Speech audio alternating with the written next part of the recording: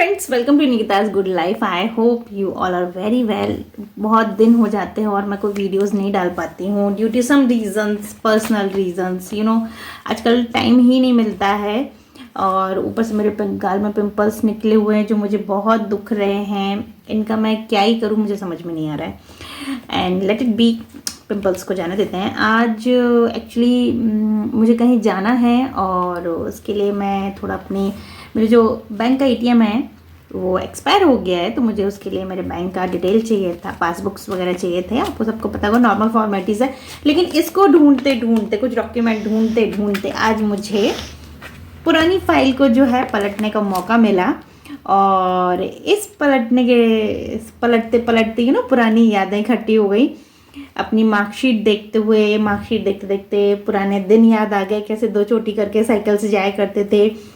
फिर बीकॉम याद आ गया कि कैसे स्कूल जाया करते थे। स्कूल के बाद एमबीए की डिग्रीज थी, तो काफ़ी कुछ देख रही थी कि पढ़ाई तो मैंने की है, तो खैर ठीक है, पढ़ाई का क्या ही है, सब लोग करते हैं पढ़ाई।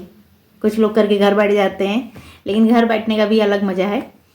ठीक है, सबको यही लगता है कि मैं घर में बैठी हूँ।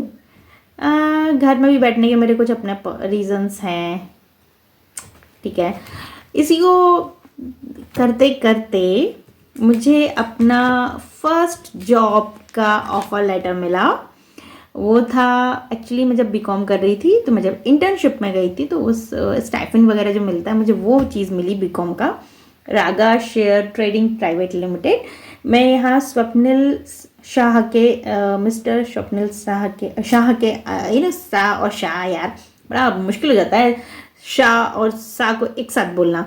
तो स्वप्निल शाह के साथ अंडर में मैं काम करती थी एज अ HR एग्जीक्यूटिव, क्योंकि मुझे शुरू से ही HR वाला बहुत अंदर से था कि यस, मुझे लगता है मैं बहुत अच्छे से चीज़ों को मैनेज कर सकती हूँ।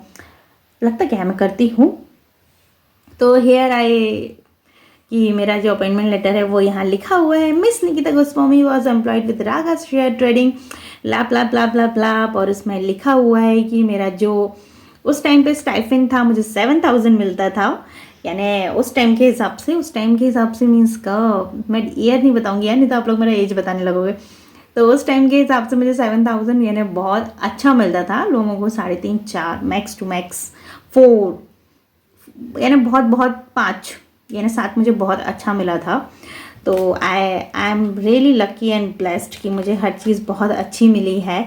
मुझे इस चीज़ से कभी कोई फिर उसके बाद मैंने बीकॉम कंप्लीट करने के बाद रागा में ही जॉब किया था, तो उसका भी अपॉइंटमेंट लेटर मुझे मिला था। And direct I am jam to 36,000। तो वहाँ पर मुझे यार क्या करूँ ना, कभी कभी लगता है कि क्यों छोड़ी। तो मंथली मेरा था और इसके लिए भी मुझे बहुत बहुत ज़्यादा हैप्पी हुई थी। और फर्स्ट सैलरी से मैंने क्या किया था, बहुत ही स्पेशल किया था। और उसके बाद मुझे मिला था रिलायंस का अपॉइंटमेंट, क्योंकि मैं उसके बाद मैंने कुछ टाइम के बाद ही जॉब छोड़ दी थी, क्योंकि मुझे MBA का बहुत ज़्यादा बर्डन था। मैं MBA प्लस पढ़ाई दोनों एक साथ नहीं कर पा रही थी। तो वहाँ मैंने मेरे ख्याल से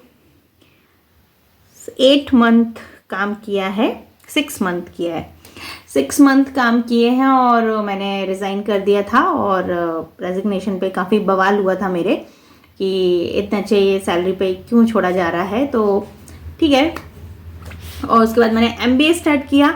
MBA के लिए भी मैंने काफ़ी मेहनत की और करने के बाद, क्योंकि ये एक प्रोफेशनल डिग्री है तो उसमें आप जॉब कर सकते हैं सेकेंड सेमेस्टर के बाद, अगर कॉलेज से अगर आपको परमिशन है तो मैंने इसके बाद वैकेंसीज़ वगैरह निकली और मैंने रिलायंस में जस्ट ऐसे ही नॉर्मल की इंटरव्यूज़ देते रहना चाहिए, हमको एक्सपीरियंस होता है कैसे हम इंटरव्यूज़ देते हैं, तो वो सारी चीज़ की और मैं सिलेक्ट हो गई रिलायंस में। तो मैं रिलायंस में जब सिलेक्ट हुई, मैंने मेरे कॉलेज से परमिशन मांगी, तो वहाँ के HOD जो थे अनिल सर, बहुत अच्छे हमारे HOD थे, तो उन्होंने परमिशन दे दी।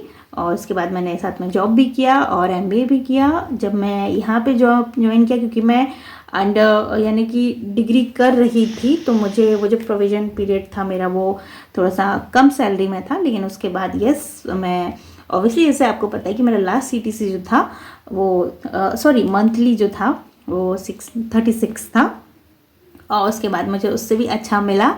और उसके बाद क्या ही, वहाँ पे भी ज़्यादा जॉब काम नहीं कर पाई। मेरा MBA कंप्लीट हुआ, और MBA कंप्लीट होने के साथ मेरे बहुत सारे फ्यूचर प्लानिंग्स थे। मेरा इंक्रीमेंट था, प्रमोशन था, मुझे मुंबई जाना था, बहुत सारी चीज़ें थी जो बैक टू बैक चली जा रही थी। बट बोलते हैं ना कि ऊपर वाले की मर्जी जो होती है वो कुछ अलग ही चलती है। तो उसके बाद मेरी शादी हो गई।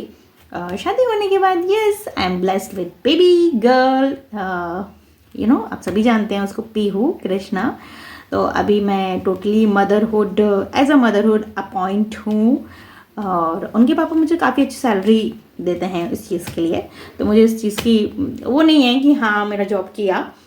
तो right now I am free. और कभी कभी इन और आज ये सारी चीज़ें जो मुझे दिखी हैं वापस से, तो थोड़ा सा मुझे पुराने दिन याद आ गए। और मैं किस तरीके से ऑफिस जाया करती हूँ ना, बात ही अलग होती है अपने पैसे कमाने की, अपने हाथ में पैसे होना एक अलग ही प्राउड होता है।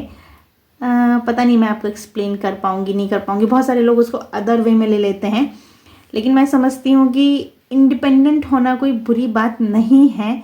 क्योंकि बहुत सारे लोग इसको, अगर आप इंडिपेंडेंट नहीं हैं तो टेकन एडवांटेज लेते हैं आपको। मैंने बहुत सारे घर ऐसे देखे हैं। आई एम ब्लेस्ड इन सारी चीज़ों में मैं बहुत ब्लेस्ड हूँ कि मुझे कहीं से कुछ भी प्रेशर नहीं है अपनी डिग्रीज़ का, जॉब का एंड ऑल दीज थिंग्स का। मुझे जस्ट आई एम हैप्पीली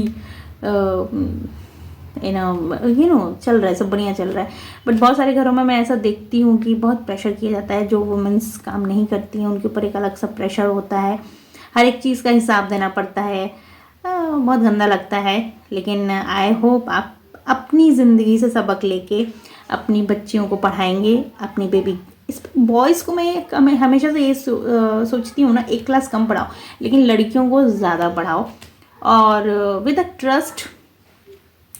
जहाँ रिश्ते में विश्वास होगा, वो रिश्ता चाहे कोई भी हो, मदर एंड डॉटर हो, डॉटर एंड फादर हो, हस्बैंड वाइफ हो, कुछ कोई भी रिश्ता हो, कोई भी अगर विश्वास के साथ चलेंगे ना तो ज़िंदगी ज़्यादा अच्छी हो जाएगी। तो इसी के साथ यार बहुत ज्ञान हो गया ना। एक्चुअली मैं बहुत इमोशनल हो गई मेरे अपॉइंटमेंट लेटर्स को देखे, क्योंकि मेहनत तो मैंने भी की है, और इन मेहनत के पीछे मेरे मम्मी पापा का भी हाथ है। तो उनका भी बहुत सारा मेहनत है, पैसे हैं, सब कुछ है। तो वही सारी चीज़ें देख के थोड़ा सा तो लगता है। खैर, इसी के साथ feel good, look good, take care, bye bye.